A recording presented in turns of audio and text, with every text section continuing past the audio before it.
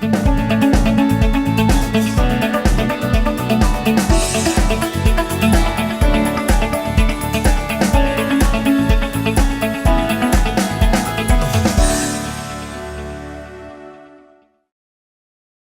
koutou, katoa, ko Robert Perry aha, he ka whakahire mō te mahi whakapakari mō te Sustainable Business Council.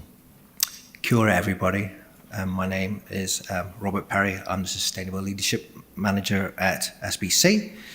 It's great to see you all here, and a special welcome to everybody on live stream this morning. Thank you, Amelia, for your beautiful words and for Beca's support for today's event. The Sustainable Development Goals lay out a clear vision for a sustainable future and call for urgent action to implement them by 2030. The goals provide an aspirational framework to translate global needs and ambitions into business solutions, solutions that are estimated to be worth $12 trillion globally. As our presenters will highlight today, these solutions are already enabling New Zealand business to better manage risk, to anticipate consumer demand, build positions in growth markets, and strengthen supply chains while moving towards a better future. Last November, my colleague Kate Alcock hosted an event to help and support business push go on the SDGs. And it's encouraging to see in the Colmar Brunton's latest Better Futures report a growing awareness amongst New Zealanders about the SDGs. Within 2 years of the SDGs being launched, we're also seeing significant business leadership. Over 25% of Business and Sustainable Business Council members have reported how they have aligned their company values, targets and strategies with the SDGs, and SBC have done so too. To mark the 2-year anniversary of the goals being signed, SBC worked with staff on a 19-part series that was run in the Sunday Star Times. Each goal was a springboard to explore a sustainable business trend or project in New Zealand, and dozens of SBC members and their initiatives were highlighted as a result. Now, if we look more globally, a recent KPMG report found that 40% of top global companies acknowledged the SDGs in their corporate reports. However, less than 1 in 10 reported SMART targets related to the goals, and only 1 in 5 reported on any of the 169 targets.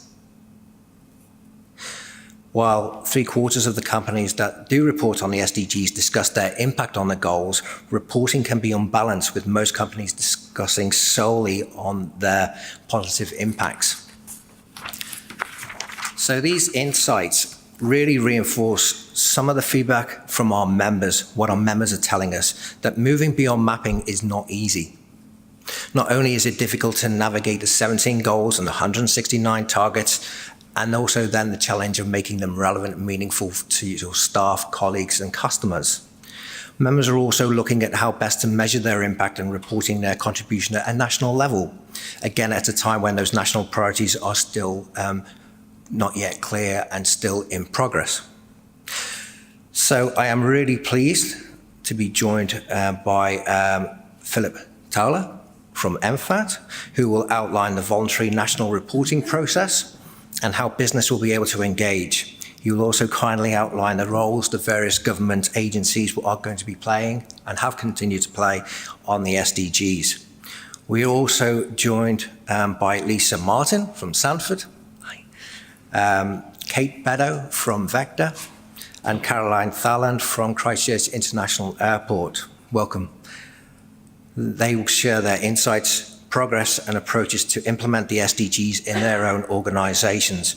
And finally, I will share some insights from global developments and some practical resources that may be of use to you. Each speaker has about 15 minutes, which will include time for Q&A. And if you're online, please send through your questions via the chat box facility, and we will do our best to relay those questions to our presenters. So first, please welcome Philip Towler, Manager from MFAT's UN Human Rights and Commonwealth Division.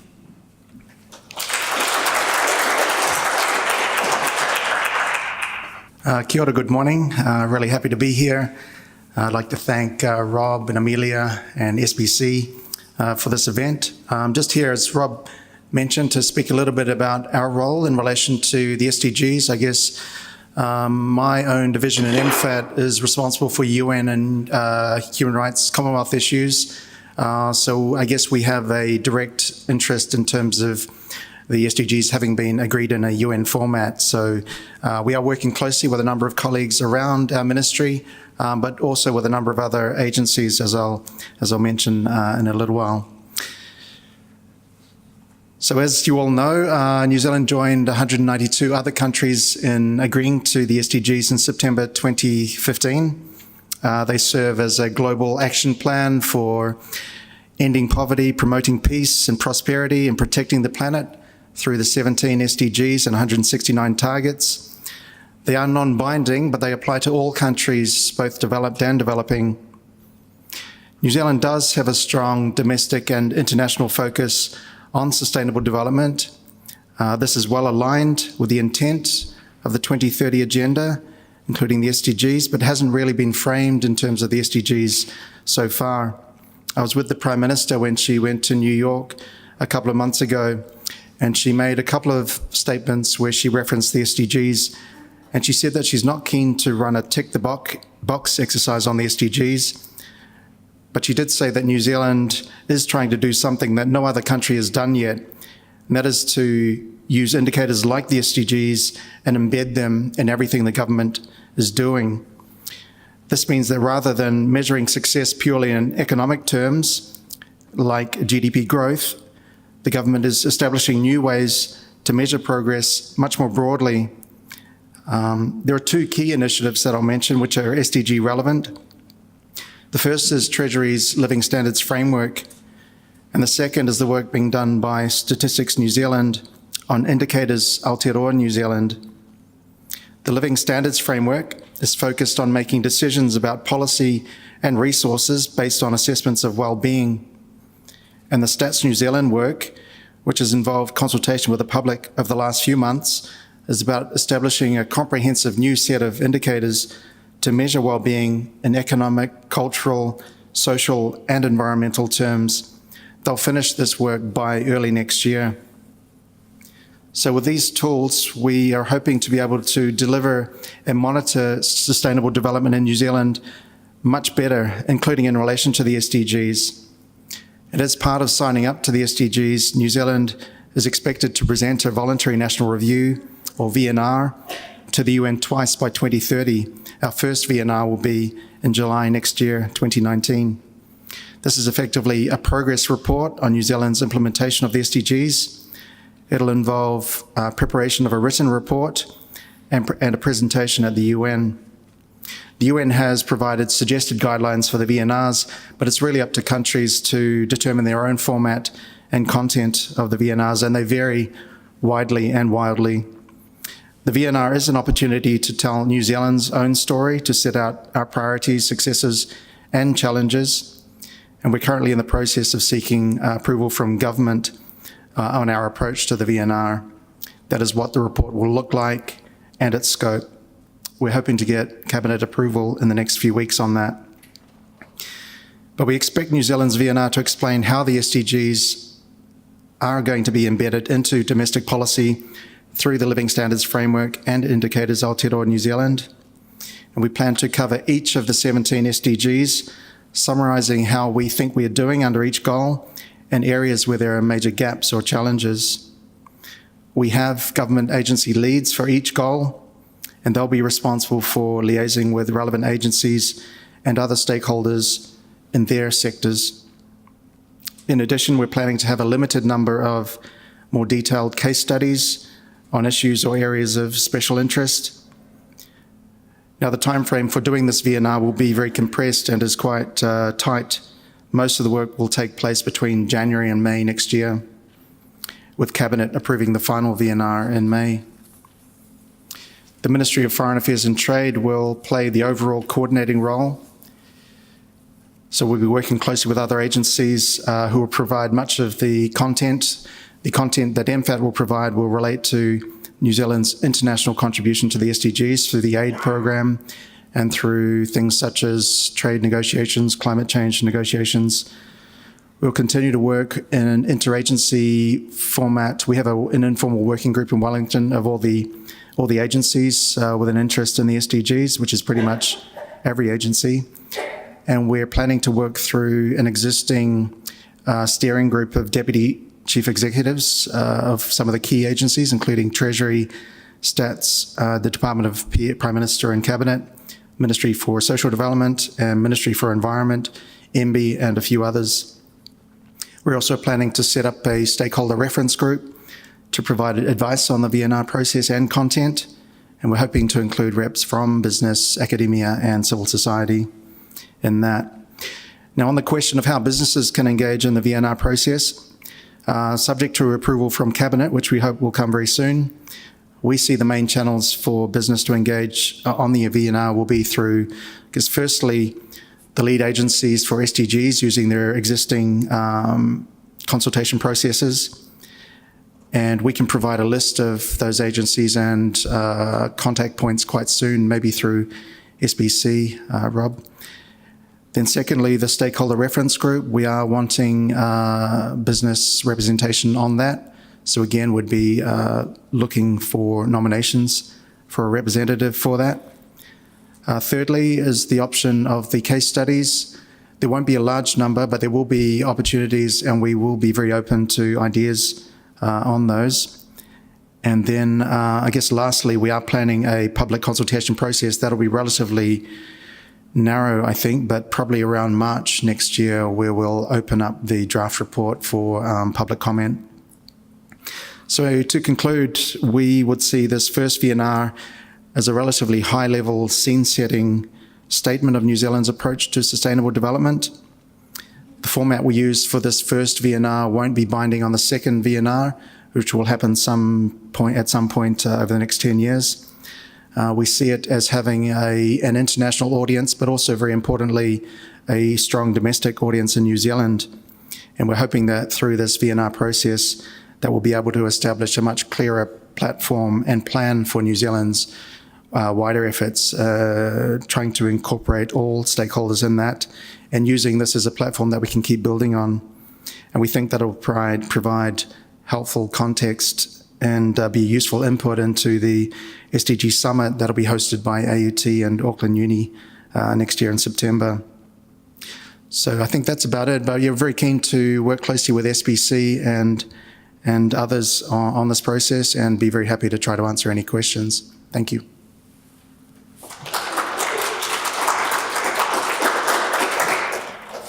Thanks for that. Let's just take some questions. So guys, we've got a couple of minutes. Do you have any questions for Philip while he's here?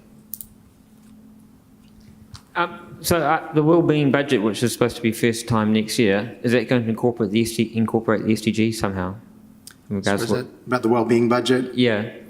Yeah, well, we see that as a central part of our approach to the SDGs. This wellbeing approach is a first in the world as far as we know. So it's meant to be incorporating a sustainable development approach to the way that the budget is put together. Now, we want to reference that in the VNR so that we can talk about what New Zealand is doing, as I said, to embed the SDGs into our approach. So, I mean, it will probably be a work in progress. Even Treasury, I think, says that the wellbeing budget, the first one is going to be a work in progress. So it'll be something they'll want to keep refining, but we see it as very directly linked to our approach to the SDGs. That's great. Thanks. You made a comment about the VNR this time not being binding. Is the intention to make it binding, and what was the rationale, if you can, what was some of the rationale for this one not being the second one perhaps, or Sure. what the forecast for when it will be? Yeah, I didn't mean binding as in legally binding. I just meant whatever we do in this first VNR doesn't mean we have to do exactly the same thing for the second VNR later on. I guess it relates partly to the fact we've got a relatively limited amount of time to prepare this for this first VNR. It may not be perfect. We want to make it as good as we can, but we have maybe another 5 years after that to work out whether that was a good approach or whether there are ways we can improve it for next time around.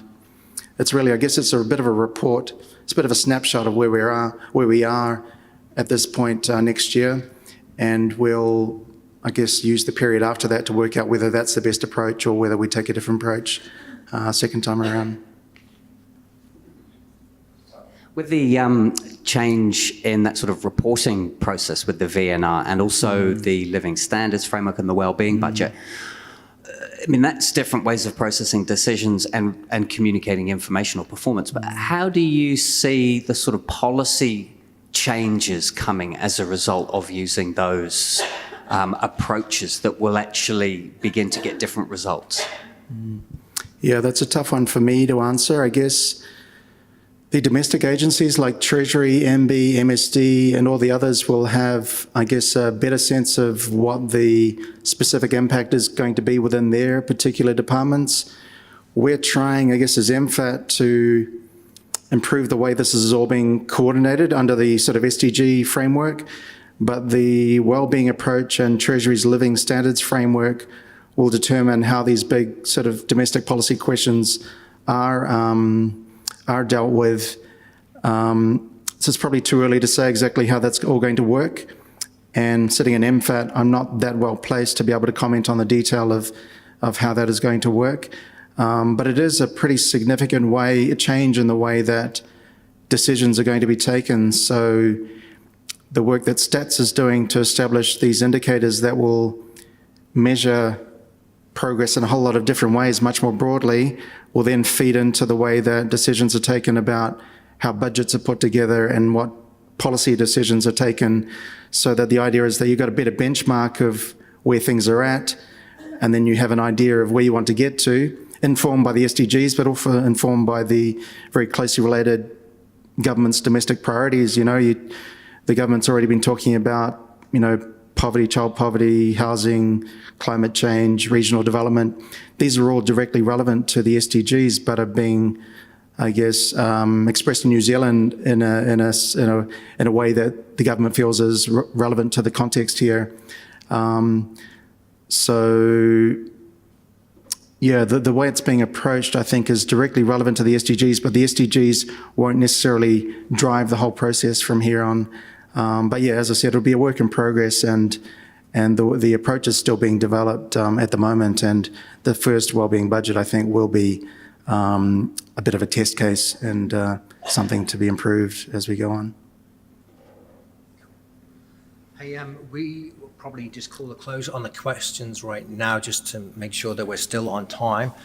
Philip's kindly agreed to stay for the networking event, so that will be your opportunity to have further discussions with Philip going later this morning. So thank you, Philip, for your time. Appreciate it.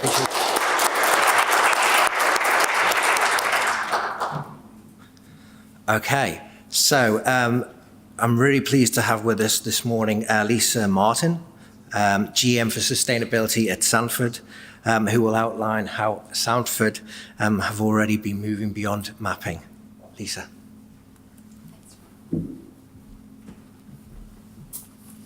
Good morning, everyone, and welcome to my fellow speakers, and thank you to SBC for the opportunity to speak today. I'll be full up front here and say that we've just literally, our annual report has just gone to print this morning, so I'm in a bit of a blur. So if I say anything unusual, that will be my explanation. So I'm going to start sort of by looking at this little girl here, Charlie, who is, some of you may have seen her before. She's 6 years old here. She's actually the granddaughter of one of our skippers. So she's a third generation recreational fisher. She absolutely loves fishing, and she has aspirations to become a marine biologist. So to us, Charlie really symbolises the future. And I guess for us at Sanford, what we're asking ourselves is, what does the future hold for kids like Charlie? So this is on the cover of our 2017 annual report, and it was the inspiration for the title that we had there, which was around the power of and. So she's got a really sweet, innocent face, I'm sure you'll agree, and she's very much about a symbol of our commitment to sustainability. So it means a lot to us here in Sanford in terms of what we do now and how that influences future generations. So we believe that with careful planning and a balanced approach, we can deliver sustainability and profitability, and also returns and reductions in our footprint as a business. So that's really important. But I guess one of the key messages I want to get across today is that it's all about working collaboratively and working together. So a lot of the work that we do around the SDGs is not just about Sanford and Sanford's initiatives and what we've achieved, but it's really about that whole partnership and collaboration, because together we can absolutely do so much more. So we've all seen this. Absolutely know it inside out. But I think one of the things is that breakthrough companies are really setting their level of ambition, not just around what they do and their aspirations, but really sort of that bigger picture stuff. So it's about what's a reasonable share.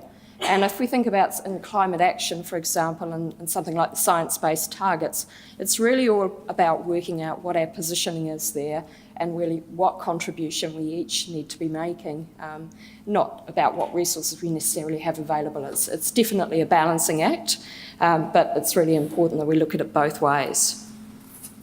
So I just wanted to give you a quick background on Sanford. So just so you know, probably may not all have heard of us, but the little S there kind of depicts what we do. So we're the largest fishery and aquaculture business in New Zealand by both revenue and quota holding. We hold around 22% of New Zealand's current fishing quota under the quota management system, employ 1,700 people or thereabouts, mostly in New Zealand, but 1 or 2 offshore, and sustainability, innovation and quality are all absolutely critical to our business. And our focus is really on value creation, not just for us, but for wider society as well, those that we work with, those in our value chain. We've got a really diverse revenue, operations and customer base. About 30% of it comes from aquaculture and 70% of it from fishing. We export currently to around 74 countries all around the world. So we've got a bold vision, and that's to be the best seafood company in the world. But our purpose is really what's important as well, and that's about sharing the goodness of the oceans with uncompromising care. That, by the way, was the title of our previous annual report the year before. And just in terms of what it means to us as a business, we think about sustainability as being the foundation for our business excellence. So there are 6 elements to this. We focus on achieving 6 performance outcomes, and it's about maintaining an equilibrium between them. And that covers off the economic, the social and environmental performance that we have as a business. And outcomes include building a sustainable seafood business that enables us to deliver financial performance while managing our risk effectively and innovation, having a safe and high-performing workforce for our people, leading the way in delivering healthy food and also, interestingly, marine extracts. So we've moved beyond being a food company to one that's very much focused on innovation, and I'll touch on an example in my prezzo. Also ensuring healthy oceans, because that's where we get the natural capital from which we draw the resource that makes us who we are, and also supporting the communities and partnerships that we interact with, and protecting and enhancing the environment in its wider sense, so not just the oceans, but also land, air and fresh water as well. So value creation in any one of the outcomes will typically create value across more than one of these 6 areas, and that's really important. So if we support our employees, for example, through education and skills development to be the best that they can be, then that not just positively impacts upon those people, but it also affects productivity and performance, and ultimately, therefore, our bottom line. So our approach to the SDGs, yes, there are 17. We've taken a more targeted approach because we believe that we should focus on those where we can move the dial the most, either individually or collectively with others. So for us, we're focusing on these 8 predominantly. That's not to say the others aren't important and that we don't still interact. Something like life on land, for example, absolutely. We have 8 processing plants and we have an impact on that. But it's really about thinking where we can put the most effort and frame things up in the most effective way to achieve really positive outcomes. So I'm just going to talk about the issue of balance as well here a little bit. So there's 3 real elements. There's the biosphere, there's the economy and the society, as we all know. And there are a lot of challenges in managing things within the planetary boundaries that exist, and we've all been hearing a lot about those lately. So it is a challenging environment, and there's a lot of growing socio-economic, environmental disruption and uncertainty as well that we're dealing with. So we need to find this balance, and in a way, the SDGs provide a mechanism for us to do that, because we can look at things quite holistically. If we go back to that business excellence framework and the 6 outcomes, it's really about having a holistic approach to how we run our business and the decisions that we make. So many of you would have seen the wedding cake from Stockholm Resilience Institute. I've kind of got my own little take on this, so I've thought about it in terms of what that means with regard to sustainable and healthy food. So those 8 SDGs are kind of embedded in there, and you can sort of see the brightest coloured ones are the ones we're focusing on. So there's a number in the economic realm, a number in the societal, and a number in the biosphere. And essentially what this means is we've got to always operate within those planetary boundaries. So the biosphere is always at the bottom of that donut, if you like. And then what we do in the economy needs to obviously service society, which needs to fall within the realms of that planetary boundary. So that's kind of how we look at it. Now, this I appreciate you won't be able to read very well, and Jeff, who is right here, is responsible for this. This is our materiality process. So what we're looking at here is the important role that our stakeholders play and our value chain plays in the whole decision-making process around our sustainability strategy and the SDGs. So we looked at a really broad range of stakeholders and we asked them in very broad terms what were the issues that were most important to them and that they felt that Sanford should be focusing on that. And that helped to frame up a lot around our strategy and our decision making. So there's a real mix of things here that you can sort of see on the top 10 there, areas that our stakeholders have identified, and we've lined those up with our performance outcomes, so they kind of fit within our core strategy. So we've also done some innovative work looking at other stakeholder groups that we hadn't previously really tapped into. And one of the ones that was really important to us, particularly given our future focus, was around the younger generation. So here we've kind of got a workshop that we did with the Children's Commissioner, where we focused on a group of 18 to 25-year-olds and did a workshop exercise with them.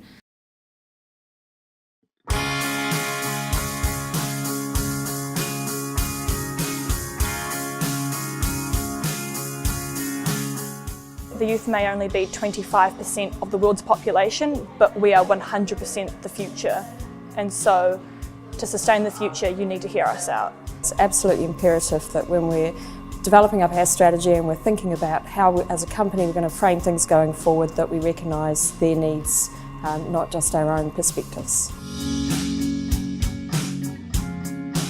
For me personally, a big issue would be making sure that iwi are included in everything when it comes to decision making. Yeah, environmental degradation, I guess, oceans becoming polluted and lack of fish and that kind of thing. Making it more about the people and the community.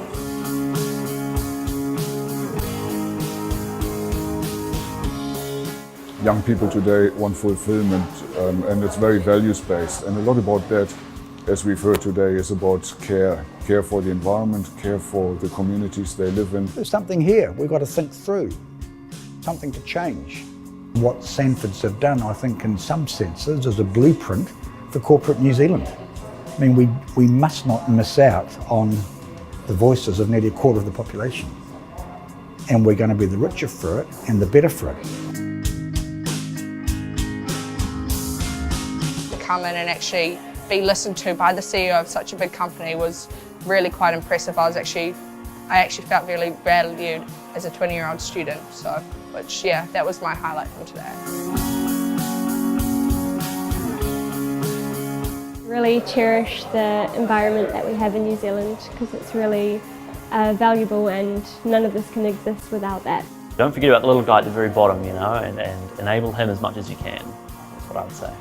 Regardless of our age, it really comes down to the fact that we are the next people that Sanford's going to be looking to employ, and if Sanford can make the company as ready for us as possible, then we can do the best with that company.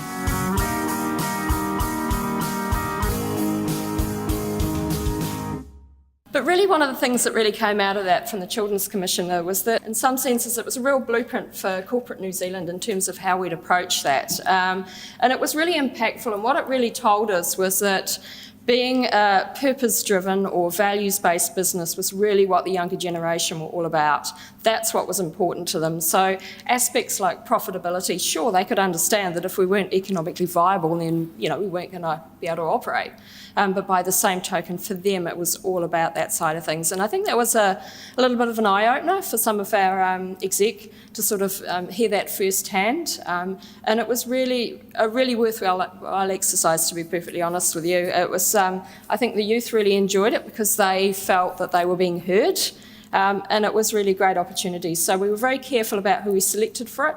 So we had some of our community partners represented, we had some of our own employees, and we had some members of civil society. So it was a really, really good exercise, to be honest.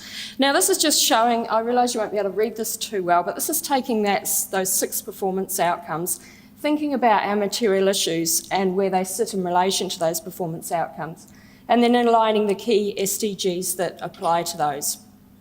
And the reason this is important really is that we used it to go beyond a pure mapping exercise, obviously, and it was about thinking about how we align it strategically with how we create value as a business, and that was really the important part of this exercise. So to come up with the 8 SDGs that we were focusing on, we looked at our value chain, what was important in there. We looked at company impact, which is obviously part of that's the materiality process and the risk processes that we do as a business.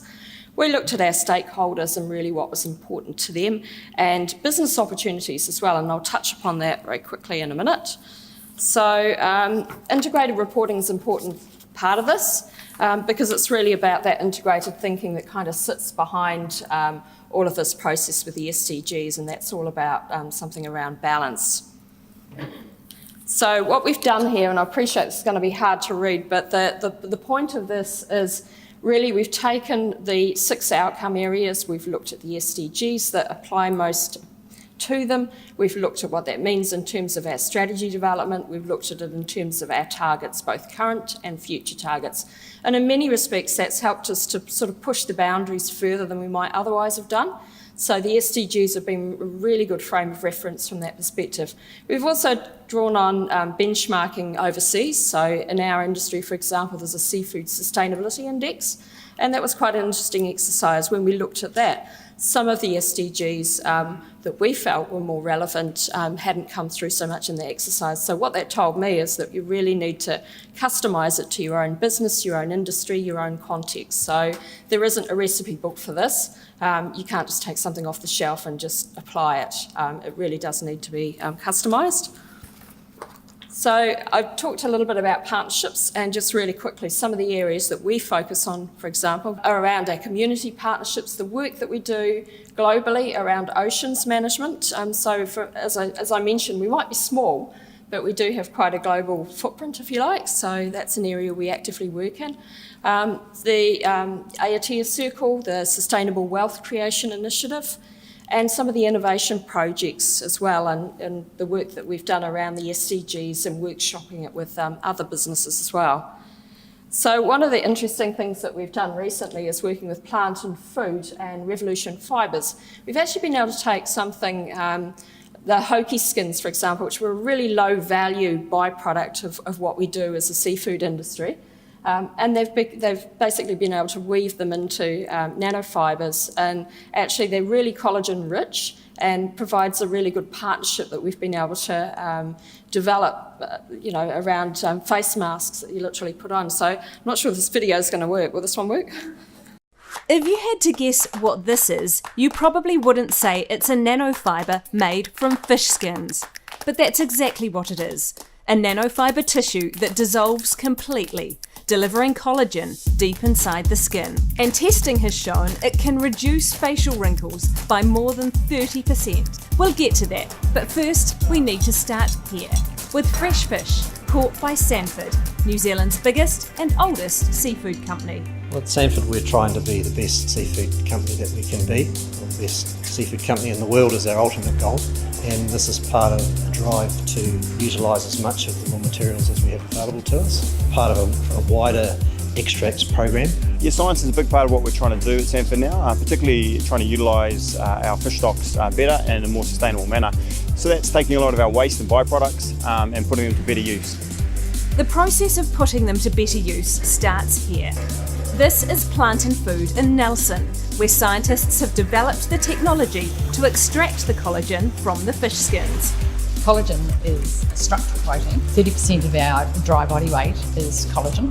So our bones, our tendons, it's in the liquid in your eye, it's in the discs in your back, it's the extracellular matrix that all the cells are in. So it's a very important protein in the body. The collagen then heads to Revolution Fibres, where the next bit of magic happens. So we create nanofibers by putting a polymer, in this case collagen, into a high voltage field, and the fiber collects from one side to the other. That nanofiber is then spun into the face masks you see here. Revolution Fibres thinks these will be a revolution in skincare. Nanofibers have a unique structure in that they are very, very thin. They're able to hold in them a number of other substances, natural extracts that can be included in the formulation. It's the first application method of its type like this. We've been working closely with Otago University School of Medicine to track how our fibres dissolve and penetrate the skin. And what we're seeing is very deep, long-lasting penetration of the active ingredients as well as the collagen. The technology has the potential to do more than just fight wrinkles. It should soon have medical applications too. Our aim by 2020 is to have a medical product on the market. We believe it's got a lot of potential in drug delivery, anything from burns to treating acne, to treating skin lesions and diabetic ulcers. So it's got a huge amount of potential. Revolution Fibres face masks are about to launch into Asia. From there, its home market in New Zealand will follow. Sanford will be partnering with Revolution Fibres all the way. Well, I'd like to think of Sanford as our knight in shining armour, if you like.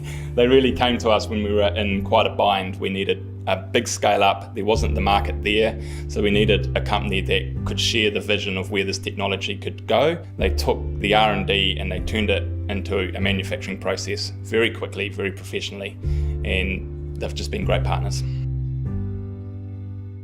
I think the bottom line is there's great opportunities to work in partnerships. So a lot of what you might not think real on your own or possible on your own, just by linking up, and that actually came about, this initiative came about through me presenting at a business forum actually, and bumped into a guy from Revolution Fibres who literally they needed to commercially scale up the R&D work that they'd been doing, and we managed to turn it into a commercial venture working with them, and it just kind of shows what's possible. And for us that was about full utilisation of our products, it was about value add, it was about reducing our waste and our footprint as a business as well. So really positive example of what is possible, what can be achieved. And we've also done a lot of work around the SDGs, not just here in New Zealand but also in Germany in conjunction with ThinkStep, talking to international audiences, which was quite an interesting experience. So just to finish up then, there's some really important things I think to sort of take away. We've had a lot of challenges around looking at the targets and translating them to business level, because you can look at the SDGs and you can go, cripes, you know, like there's a couple of hundred indicators, you know, there's a lot of targets in there, 169 targets. Where do I start as a business?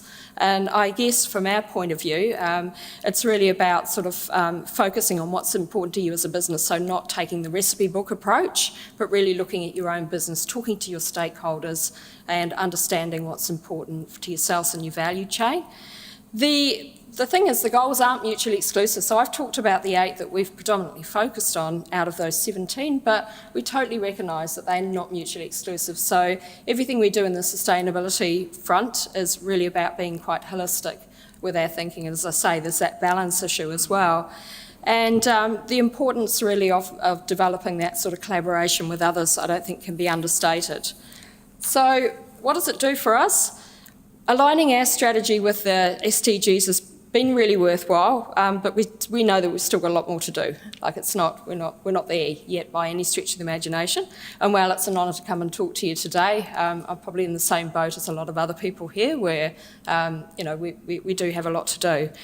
But it does create a shared understanding of risks, opportunities and ambition. And what it does for us is creates a common language for sustainability that not just goes across our own business that people can connect to, but also across government, as we've heard today, and also the academic community and civil society.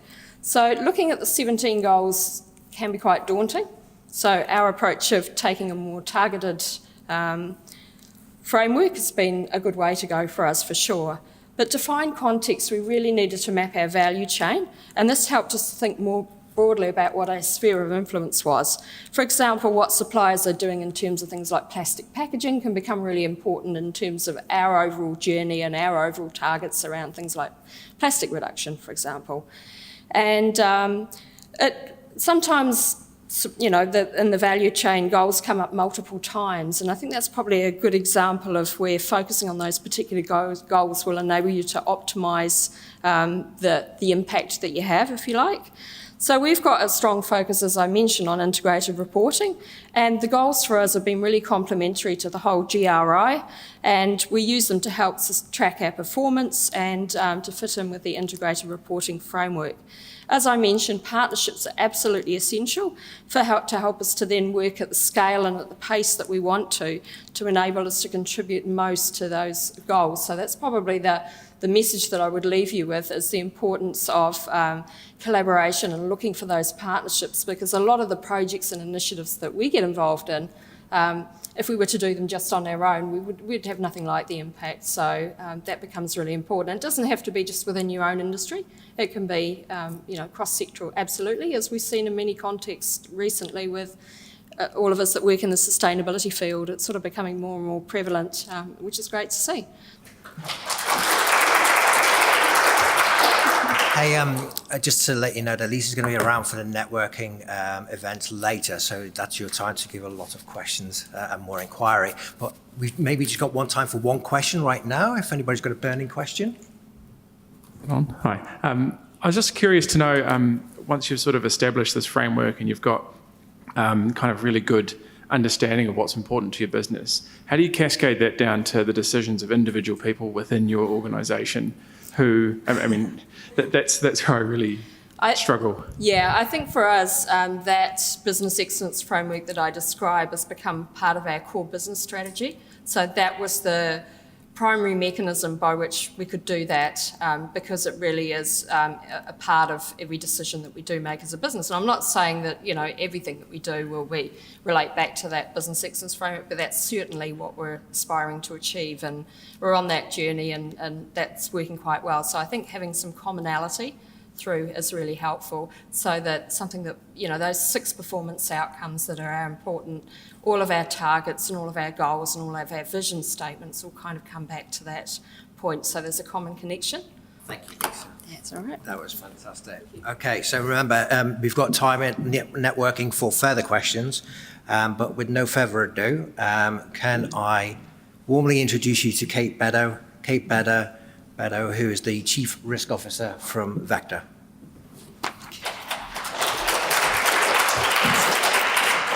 Tēnā koutou katoa, and thanks, Rob, for inviting me back to speak again today. When we got together about this time last year, I walked through how Vector was starting to approach the SDGs and work through a sort of a framework around prioritisation and how we were thinking about embedding the SDGs into our sustainability strategy. We've got very little time together today. I've got about 10 minutes, and I'm confessing straight up that I've got more slides than my 10 minutes worth. So there will be some slides that I skip over quite quickly. But really what I wanted to do today was recap a little bit of our thinking from last time around prioritising the goals, and then get into some case studies about how we've tried to bring some of these goals to life within our business and make them real for our people. And similar to Lisa, you know, when we first looked at the SDGs, there's 17 of them, we felt quite overwhelmed by the amount of targets and goals and activities that you might have to embark upon. So pretty quickly we determined that we were going to prioritise a subset, ones that worked for our business. So we assessed the goals by looking at what impact could Vector have on the goal and what was the value proposition for Vector in tackling the goal. And the matrix that you've got up there on the screen is really setting out the approach we used. You can see those goals that are highlighted in the yellow.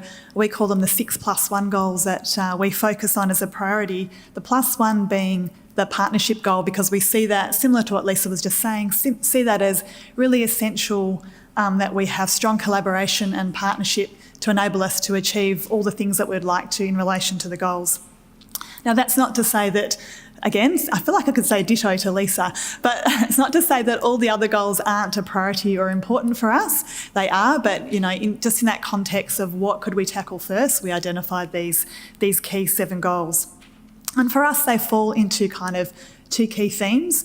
One is around transitioning to a low carbon economy, and the other one is around inequality or inclusion.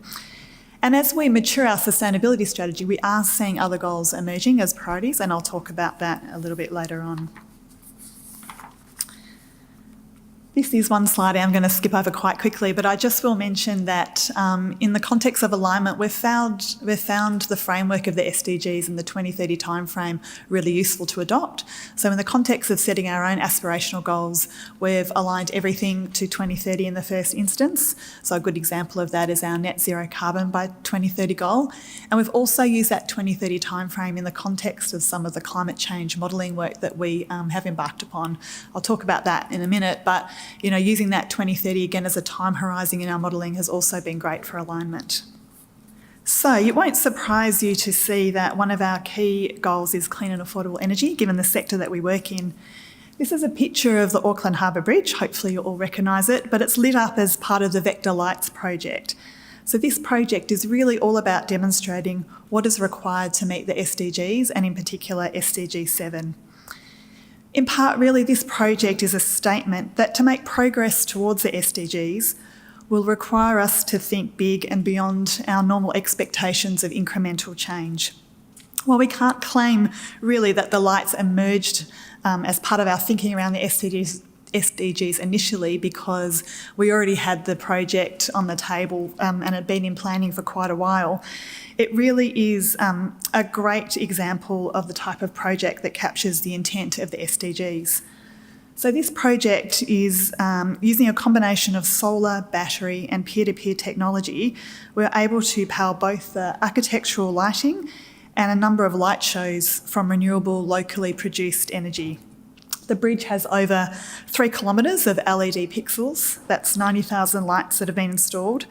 And it really was designed to be an at-scale demonstration of what is possible with new technology. And it's delivered in the spirit of partnership with Auckland Council and NZTA in conjunction with, aligning to SDG 17. So Vector Lights directly contribute to the targets of SDG 7 by improving energy efficiency through the use of LEDs, increasing the share of renewable energy with solar, helping to promote investment in energy infrastructure and clean energy technology.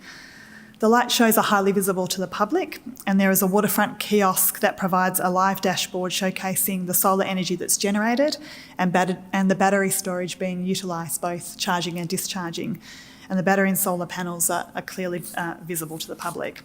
So as an adjunct to the Lights project, and to help increase awareness of our need to decarbonise the economy, we're now running an annual light show on World Energy Day, tracking New Zealand's progress on transition to clean energy. So when the bridge, if you could imagine the bridge fully lit up, that would represent 100% carbon zero energy. Currently, we're at 11% New Zealand supply of carbon zero energy. So that's thinking about total energy use in New Zealand, including transport, process heat and other kinds. The next kind of hero goal for us is around sustainable cities and communities. And one initiative that's heavily influenced by our commitment to the SDGs has been the launch of the Vector Urban Forest. So as many of us Aucklanders are aware, we got pretty hard hit by the storm in April, which knocked down a large number of trees, which took down a significant amount of power lines and resulted in power outages for the city. So with 40% of our network lost power within about 15 minutes, and some of our customers were out for up to 11 days. And many of the trees that caused the issue were just too close to the power lines for their size. So back in 2017, we'd already sort of begun to think more creatively about how we could improve the message about planting the right trees in the right place. And each year we need to remove quite a large number of trees. It's around 5,000 a year for network maintenance purposes and to keep the lines safe. So aligned with our thinking on natural capital, we're already thinking about how we could match the tree removal. And with our SDG lens on, we started to think about what else could we achieve if we did this in a really smart way. So immediately we saw some connection to SDG 11, looking at their targets by 2030, providing universal access to safe, inclusive, accessible, green and public spaces.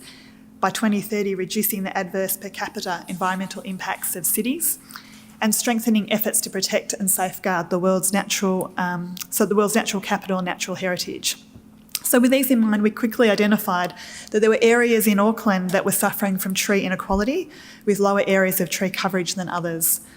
We're also aware we were losing our urban forests and the many benefits that the trees provide. So the idea of this urban forest started to take shape. In September, we launched and planted over 15,000 trees in South Auckland with help from our staff, suppliers, school children and the Department of Corrections. And you can see a great photo of our staff there with our CEO in the back with the cap on, getting his green on for the day. And Sustainable Coastlines and Auckland Council were key partners in helping deliver these events. The initiatives, which is essentially for every tree we remove for network purposes, we replace with 2 native seedlings, helped us to address a number of key business challenges, drawing attention to the message of having to plant the right trees in the right location. It was a restorative approach. It engaged our staff, our suppliers, helped with some key external business relationships, and it's also delivered a range of benefits to contribute to the intent of SDG 11. Our next kind of key focus goal for us is around climate action. So a key aspect of addressing this SDG and all the SDGs really is ensuring that we have the capacity to understand the issue and be prepared to respond. For SDG 13, this is not only about planning for adaptation, but also the pathway to decarbonisation. So to constructively contribute to SDG 13, our approach has been to ensure we are well informed of the risks and the opportunities associated with both the physical and economic transition impacts of climate change. We also recognise the need for real leadership from business on climate change action. So we've undertaken 2 really large pieces of work. One is modelling what the physical impacts of climate change on our networks business is going to be. And secondly, looking at the economic risks associated with the transition to a 2-degree economy. So from the physical risks perspective, our Auckland network is a critical lifeline, and it's essential for the city that we understand and plan for the climate change impacts of the future. So using scenario modelling, we are now much better informed of the future threats, and we're in the process of pulling together our findings into a publicly available report, which we will share shortly.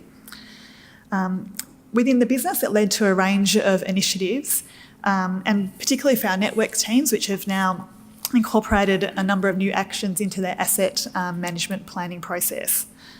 In relation to the economic risk scenario, the information has helped us inform our conversations with the Productivity Commission and also our submission on the Zero Carbon Bill. Again, we are in the process of pulling together the report into a more digestible format, and we'll be releasing that shortly. So both of these pieces of work are really helping to drive better decision making relevant to climate change within our business.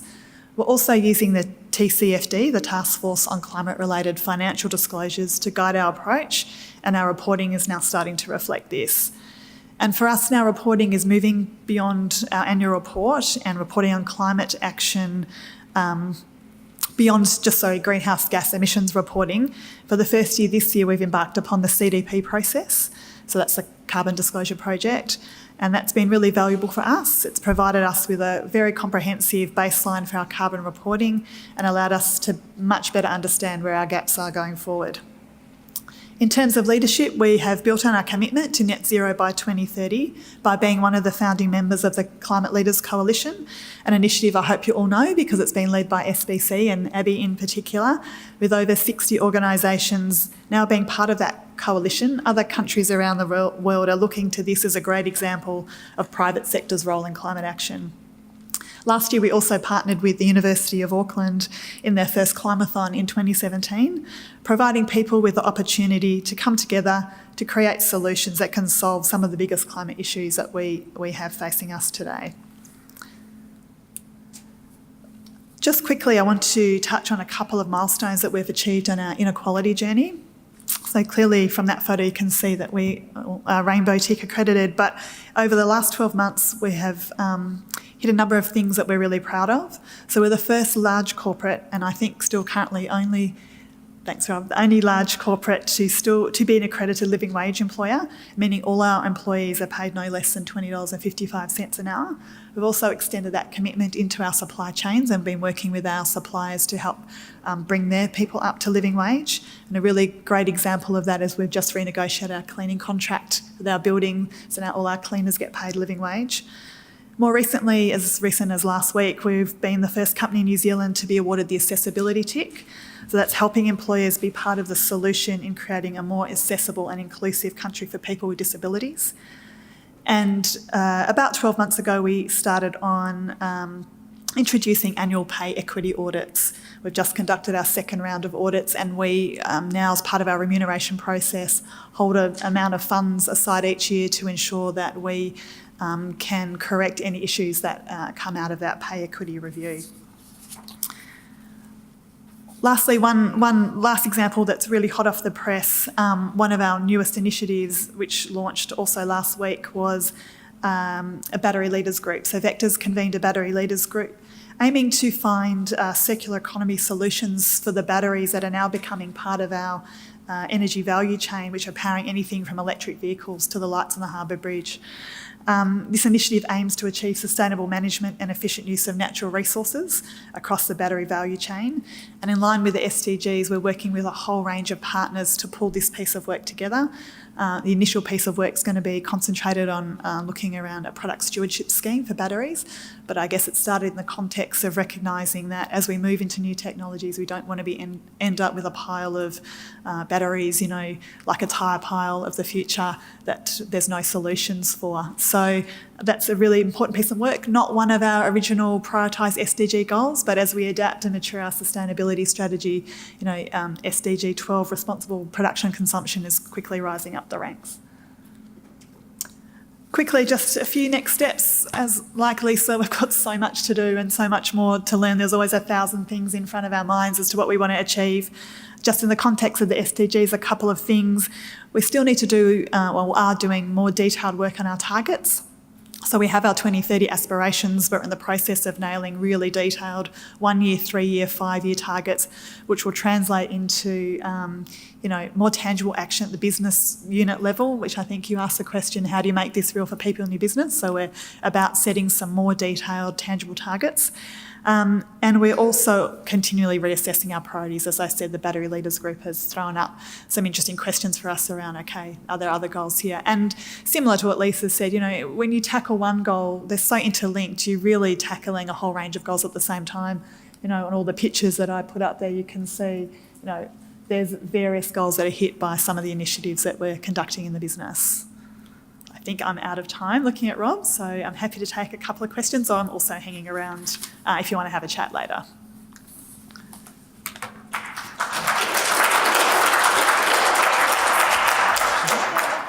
So we've got time probably just for one question. Has anybody got a question?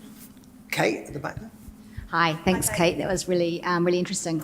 I love the examples you gave.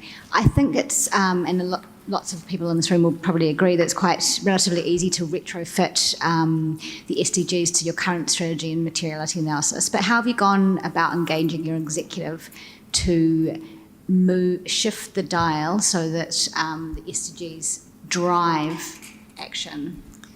Yeah, I mean, I don't think some of those have been retrofitted at all. Like the Vector Urban Forest was definitely not a retrofit. That was a business problem around, okay, we're removing trees from our network because we have a business issue around network maintenance.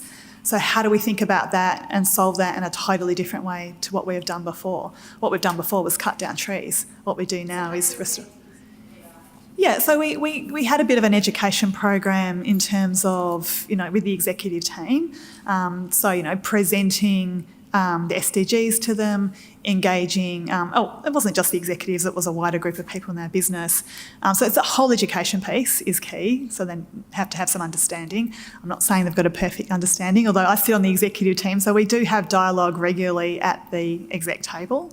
And I think the best thing that we did in terms of engagement and thinking about sustainability more generally, not just SDGs, was bring a whole lot of thought leaders across to our business from inside and outside New Zealand to really engage on a different level, engage on the science, engage on the policy, engage on the new thinking, design thinking that's going on in other parts of the world, for them to really then start to think about that in the context of their own day-to-day business. So the head of networks business, our chief networks officer, he really supported the climate modelling work, for example, because it's a very tangible piece of work that has a direct link into some actions that he needs to take in the future. So that was a great example, even though climate action would never have occurred to him 2 years ago. I guess with the natural impacts we see and the level of storm damage that we see on a network, and we see, the tangible effects of climate change on a day-to-day basis in that business, the penny really dropped. And then linking in, okay, this is a sustainable development goal that we're committed to, so what are the range of actions that we can take? I don't know, have I answered your question? Yeah, cool. Thank you. I'm sure there's an awful lot more questions that you can pose to Kate during a networking event following this, but let's continue. And can I introduce you to Carolyn Thiland, Sustainable Champion from Christchurch International Airport. Welcome.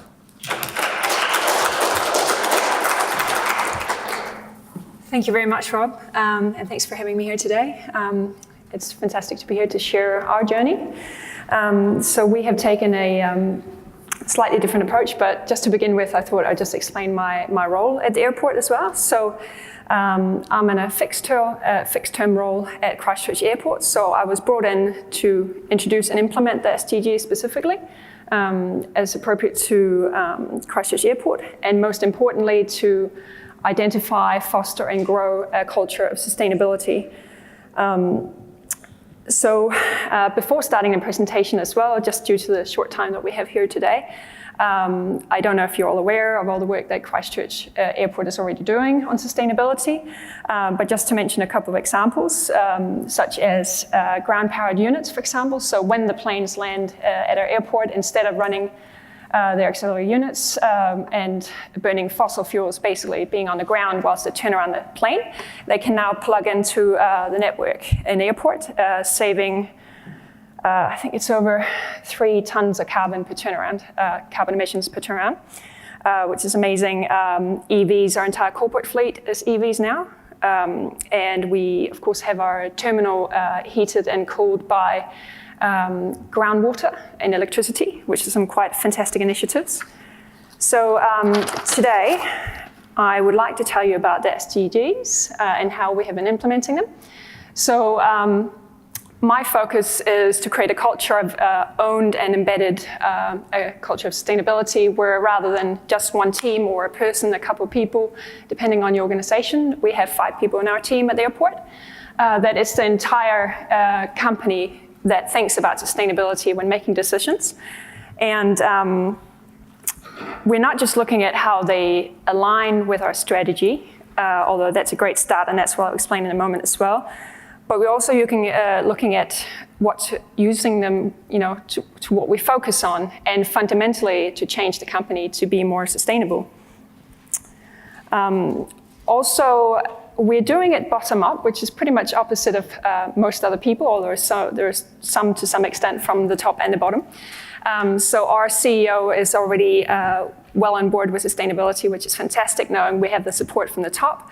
So we have approached it from the bottom, engaging all the staff, which I'll share with you in a moment. So just to show you sorry, that's a bit tiny. But this is an illustration from our original sustainability strategy, which is a couple years old, where we have our pillars in the water in the middle. So water, energy, waste, land, and noise, and now also carbon, which used to be an integrated part of the 5 pillars, but now it has its own point to the side. and you can see the SDGs around them and how they align. So that's what they looked at a couple of years ago, and now we're looking at, so what's the next step? How do we implement it? So what I've been working on is the staff engagement, so bottom up, start with all the staff. So I went around and presented at a series of company-wide presentations about the goals, what they are, why we should care, and also for each staff member, we gave them a tree, a South Island Ko-Fi tree, to take home at the end of this presentation, and also shared the message. It was our hope that whenever they look at this little tree growing in their homes or in their communities, that they think about the message that we shared that day, that we can't do this by ourselves, we are all in this together. And that's the only way that we can achieve our company being more sustainable and a better future for us and our kids and our grandkids. So we also had a competition for the staff to send in photos of the little trees getting planted, and we have a big art piece, a map of all the different trees and where they're planted in all of the common rooms across campus, so that all the staff can see the lovely photos. This one here was from the staff member. The kids got totally on board, and they printed out their own little goals to take for the photo and send it back in to us. So we had some really great response to that. All right, just turn here. So just to mention as well that there has been lots of other, so the SDGs are part of creating the culture of sustainability, but there are also lots of other aspects to engaging the staff. So they don't know yet maybe that those events that we hosted, those workshops that we did were to do with the SDGs, but my plan is that when they start thinking about all this and becoming more sustainable, and now whilst we're embedding the SDGs, I'm using those as examples. Remember that workshop we did on that, or remember that movie that we showed you? That was a perfect example of SDG, and so I make those examples and draw the conclusions back to that. So at the end of that session, the engagement session that I did to the staff, I also introduced our Sustainability Ambassadors Program, which is basically, it was just an invitation. If they would like to be involved in making the company more sustainable, come and have a chat to me. And I got about 20 staff that came back to me after the session. So we've got about 230 staff at the moment, just from the airport company. And about 20 of them are now on our ambassadors program. So as I was trying to figure out how best to use this program and how to develop it and nurse this culture of sustainability, developed a training program. So this picture here is from that training program. So we started out by giving them a really good baseline understanding of our sustainability strategy, our pillars, and the global goals, and how it all linked together. So I spent 3 hours doing that, including also a tour of the terminal. So that picture at the far end is from that terminal tour, for example, where they see what our strategy is actually looking like in real life. So it's much easier to understand when you look at something and you're like, okay, so the cold water comes up there, and then it gives off the coldness to here, and then the hot air is absorbed, and you're like, that's probably difficult to explain right now. But when you see it, it's like, amazing. And that's how we basically save on fossil fuels and only use electricity. So it's much easier to explain when you've actually seen it in real life. And also, just because I prefer rather than presenting to them, and I do a little bit of presentation, but mostly I ask them to look into the topic themselves. So I try to inspire them, and I give them the tools, and then they set them up in little groups, and then they work through the strategy and the global goals themselves with the tools that I set off for them, and also provide them with the experts. So within our company, we have experts on each of our pillars of our strategy. So, for example, the gentleman up here, Mike Parker, is one of our facilities managers who was showing us around the heating and cooling system. And we also take them out on lots of different trips, and we have experts come in to further engage them. So the photo in the middle was a trip out to Waste Management's materials recovery facility in Christchurch, where we see where all of our recycling from our business goes. And we went to Cape Valley Landfill, and we went to Living Earth, where all the green waste in Christchurch goes, so they can fully understand where everything comes from and how it works. As we also have just developed a new waste strategy for our terminal. This all made so much more sense when we talked about it after seeing it out in real life. So these guys being now key influencers, we are of course also looking forward to what does success look like. So are we successful at the moment, or will we be in the future? So early in the year, we introduced the goals. At the moment, we're looking at how we embed them. And so next stage will be on how we report them. So I have worked on creating a spreadsheet that shows, for example, on all the global goals that we chose, so the 9 that I showed you earlier, I have a spreadsheet where it shows what we're currently doing on each of the individual targets, and what our KPIs are, indicators of success, what other businesses are doing in the same space, just to give us some ideas, tangible ideas for each of the different teams, just one example to show them what that could look like within their teams, and also for each of the goals and targets, an example of what it would look like in your home life, because quite often it's difficult to explain what these giant goals look like in real life. And so by finding a home life example, and often I use waste as an example because we all create waste, and that's really easy to relate to. So I've been using this document to have those chats with the teams bottom up, so starting with the teams, and then the senior leadership, then executive leadership, and CEO and board in the end. We're also engaging with tenants, which we start doing in December, and our communities and our millions of passengers that we have through every year. As a part of measuring success, we're also doing a survey, so a staff survey. When I started my contract at the end of last year, I sent out a baseline survey to all of our staff, just to understand what they already see sustainable as, what they already think of sustainability. What is it to them, any barriers to becoming more sustainable, and where they would like to see our company going, what we can do for them. And that was really interesting and has basically formed the background for everything that we've been doing this year. So we already also had a benchmarking take place. So Airbus, an external global consultant, has compared our airport to 24 other airports around the world, and we ranked really well amongst those, but there's definitely more that we could do to improve. And then, of course, a result of that survey as well was that staff wanted to become more involved in sustainability, and the Sustainability Ambassadors Program was a part of that. And then also a waste strategy that was created as a result of that.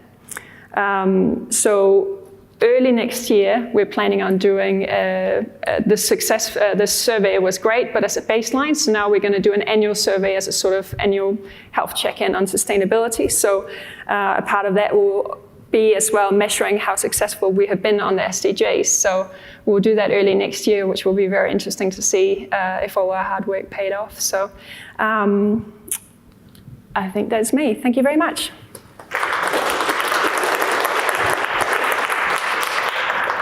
Thank you, Caroline. Time is beating us quickly, but we may have time just for one quick question. Anybody? One here. Carolyn Schornbowler from Enviromark. I'm just wondering whether you've got a Yugo shared vehicle hub up at the airport yet. We do, yes, we do. You have? We've got Yugo and electric day pass, both of them in Christchurch Airport, yep. Great. Cool, thank you.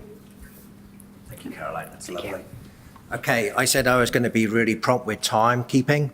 I lied. And this was the point where I was going to give you a little bit of an update on key developments and global resources. In likes of time, what I'm going to do is I'm going to circulate this following today's event. But what I would like to do is just to highlight one of these developments, which is really, really cool. It's the Good Life Goals, which were released by WBCSD in September. And One of the things I'm hearing is that there's a real challenge around turning awareness into action. And what the Good Life Goals do is they set out 85 actions that anyone can do, whether you're a member of the public, a customer, a supplier, to contribute to the SDGs. 5 SDGs, 5 actions per SDG. So it's really practical. And the Good Life Goals are a fantastic communications and educational toolkit to help you reach out and engage stakeholders, including your customers, staff, and public on the SDGs. And the toolkit provides you with a complete off-the-shelf SDG campaign. So there's a range of social media assets. So go and check it out. It's really, really cool. And anybody wants more information, there's a deep dive webinar online on Monday, the 3rd of December. So go to the World Business Council for Sustainable Development's website for more information. So we're just over 4,000 days to deliver on the SDG agenda. The SDGs really do provide us with an ambitious vision and framework for a better future and also for better business.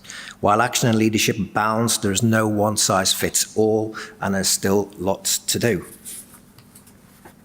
Thank you again to our brilliant presenters, to Philip, to Lisa, to Kate and Caroline.